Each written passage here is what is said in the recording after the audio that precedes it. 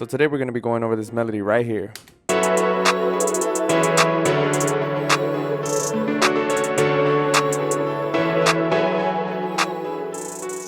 Bless those keys, the RMC. And for this example, I'm going to be using the alone sound in Nexus, and I'm going to be demonstrating it right here on the Nexus keys because I feel like they highlight everything in yellow, which makes it super easy for you guys to follow along. And as you can see right here, I'm playing F# major 7. So you can just follow along. This probably be the easiest way to actually learn how to play these type of chords by just practicing exactly what I'm playing right here. So then the next chord is going to be an E right here, and that is an E6. But I'm playing the octave on the left hand, E and E, and then I'm right here on the right hand. I'm playing A flat, B, C, E, and A. E and A flat. Now your hands might not stretch out that much yet, but I'm pretty sure if you keep practicing, they're gonna get there. Okay, so I'm going from 2. Then we're in the last one. We're gonna go to a D, D major 7. Now the really cool thing here is that you don't have to move this right hand as well. You can just go straight through all of them like this.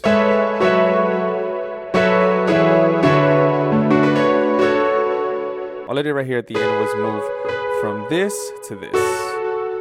Do it again. From this to this. From this to this. Now we were playing it really simple with just 3 fingers. It would sound like this.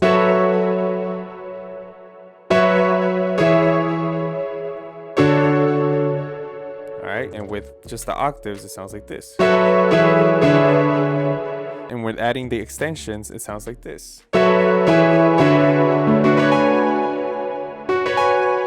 If you really want to just start playing that chord progression, just go ahead and play F# like this, E, then D. Super simple to follow. Let me know if that helps a lot, and maybe next time I can actually show the keyboard what I'm playing with my fingers, my actual fingers, if this is not good enough. Now let's make a beat with that chord progression, and I'm gonna show you guys as we go how you can use the same chords and just mess with the scale to create another counter melody on top of that.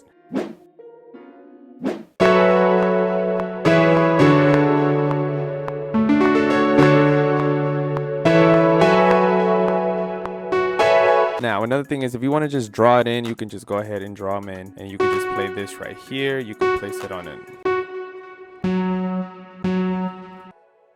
The next thing I'm going to do is I'm going to EQ this really quick.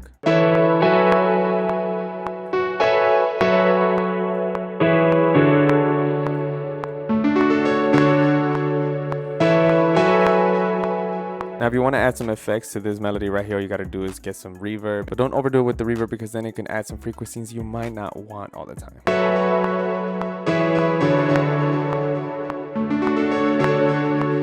And this is how it sounds with the reverb now.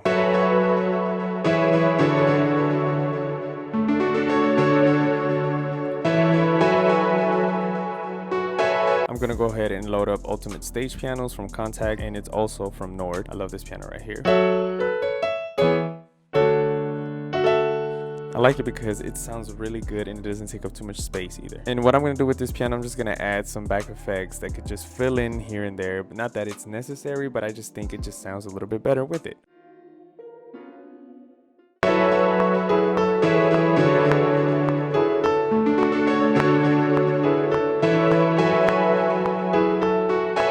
I like how that sounds. Is very subtle. Now what I played here, let me just show you guys really quick. Main keys that we got to focus that I was playing here was an A flat to A.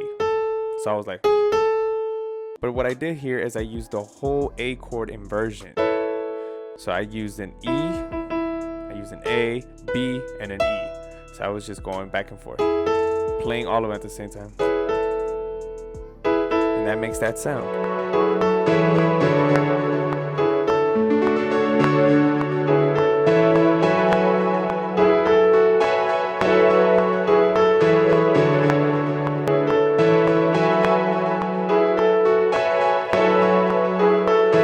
I'm gonna pan this to the right and I'm just gonna pan this to the left because I want that stereo sound. I don't want it to be clashing right in the middle. And plus we gotta leave space for the drums. And another thing is you don't want to adjust the volume right here for the main faders. You want to go right here to the volume where you're using your instrument and just lower it down right here.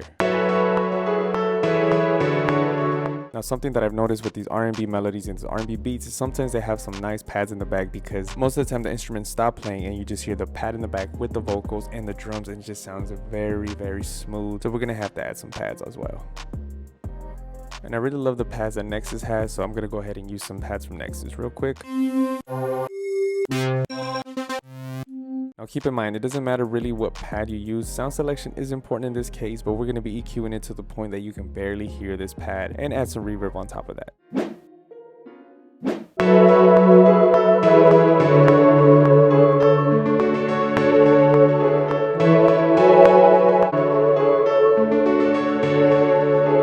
What I like to do mainly for most of my beats is add a vocal chop right on top of everything. I just like to add that to show the artist the potential the beat has. Alright, so I got like around 3 good vocal chops, and I'm just gonna go ahead and just play them on top and see which one sounds better.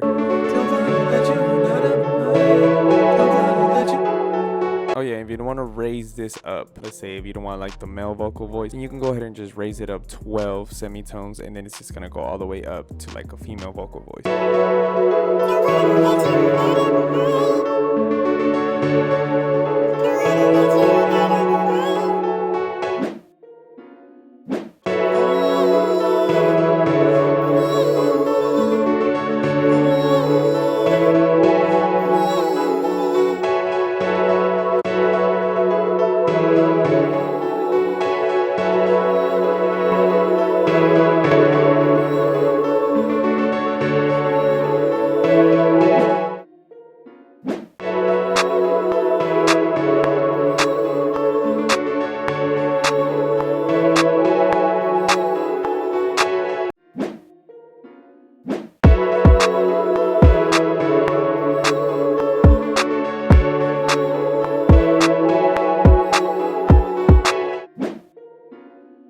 And for the hi-hats, you don't want to do something too crazy. You just want something to be a little bit bouncy, maybe something with just 8 bars, and then just let it loop back, just to give the beat some breathing space.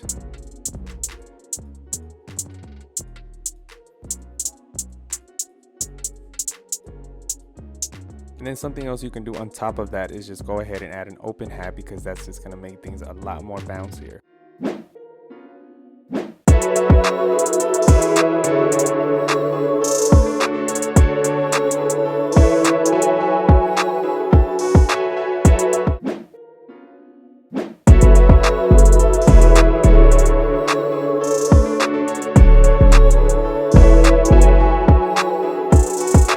One thing I like to do with the kick and the 808, I like to kind of separate them a little bit. So right here, as you can see in the beginning, I'm gonna just solo the 808 and the kick, and you're gonna hear the kick play, then the 808 play, and then the kick play again. Now, the reason I like to do that is to add like a different type of texture, and it just creates a little bit more bounce, to be honest. And yeah, this is the full beat.